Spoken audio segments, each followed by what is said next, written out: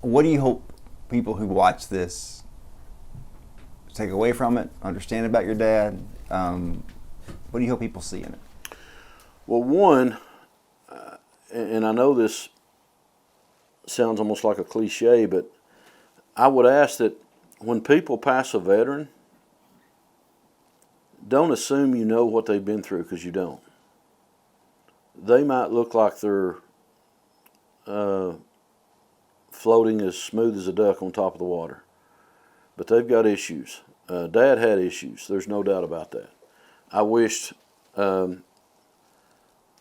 something could have been done to maybe get him someone to talk to back when he come home. I don't think that was as available as it is today. That help, it wasn't there, and he was trained not to talk about it. I don't think that's right. So just that if someone would look at this story, maybe they know a veteran, maybe it's a family member, but maybe be more patient with those people, because like I said before, you don't know what they've been through, and you'll probably never know what they've been through. Let me say this, Josh. Knowing Dad like I did before he passed away, if he were here today, he'd tell you probably don't do this story. I don't know recognition about it. And for those people that may, even in my family, that may ask why I'm doing this story, knowing that Dad probably wouldn't want it told, it's because I want one up on him. We were so close. For him to go to his grave and really not get this off his chest, it kind of gives me one up on him to know that I got one over on you, Pop.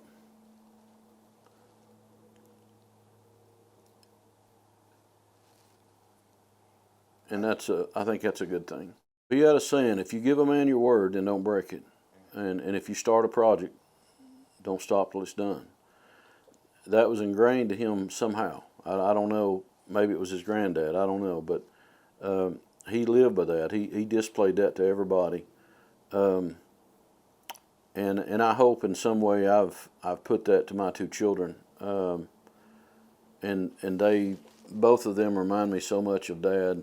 I told you before we started taping this, there's such a mixture in them. I can see my youngest son, Shannon, you can't watch him walk down across a room and not see Doyle Cox. I mean, he's got his mannerisms.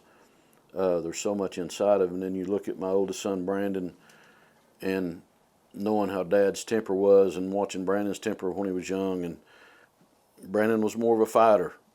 He was hot-headed. But he would reason out things. So you see the two mixtures of Doyle and both of them so well. But the instigator, the prankster, the tinkerer, that's the youngest one. That's Shannon. And he even reminds me of my Uncle Robert so much, because Dad and Robert were so much alike. But he reminds me of both of those in his mannerisms every time you see him. I think that's part of the beautiful part, right? Is that, folks do leave us, but generations who are still here remind us of them, and like you sharing stories, this can live on. I think that's part of the good part. The thing that I got when you said that about your dad and how he never talked to anybody about it, just made me think about all the people that from that generation, World War II probably as well, maybe even a lot of Vietnam guys for a long time, just suffered in silence. Just didn't get help, didn't talk to anybody, probably struggled with stuff the whole time, but you never really knew it or knew exactly what was going on with them. I think that's an important thing of there's help out there for everybody if they want it and they're interested in having it, and boy, it can make a difference to families. I can only think about how different you guys would be if he's able to talk out some of that stuff. Is it hard to talk about him, or is Do you feel like this is helpful for you to get some of this out and It's say some of actually this stuff? fun. Yeah. It's actually fun to bring back the memories of Dad. Me and my wife literally talk about him every day. I'm sure my boys talk about him just about every day. He was a huge part of our lives.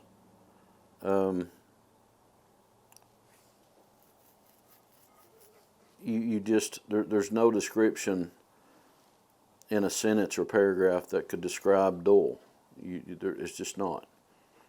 You had to watch the way he treated friends and family, and the way he would protect you, encourage you.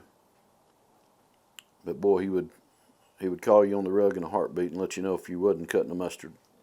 I mean, he had no problem with getting a little bit more out of you.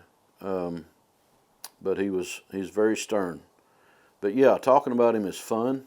It does get emotional when I realize some of the things, looking back, maybe the reason of his reaction was because of an action back years ago. And like I say, I hope people will look at all veterans and not assume that they know what that man or woman has went through.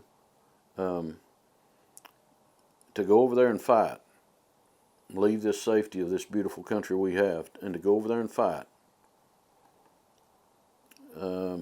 You hear all the time that it's a great honor.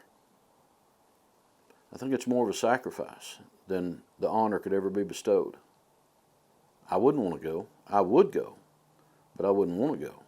Why would a man want to leave his mom, his dad, his brothers, sisters, his home, to go to a country you've never set foot on? You don't know one person there. You can't even speak their language. And fight for them. I don't think we take time to realize what that takes and what sacrifice that is. It's almost too much to ask of a man. But yet, thousands and thousands of soldiers have done it in the past and will continue to do it in the future. So we owe them, like I say, way more honor and gratitude than we can ever pay them.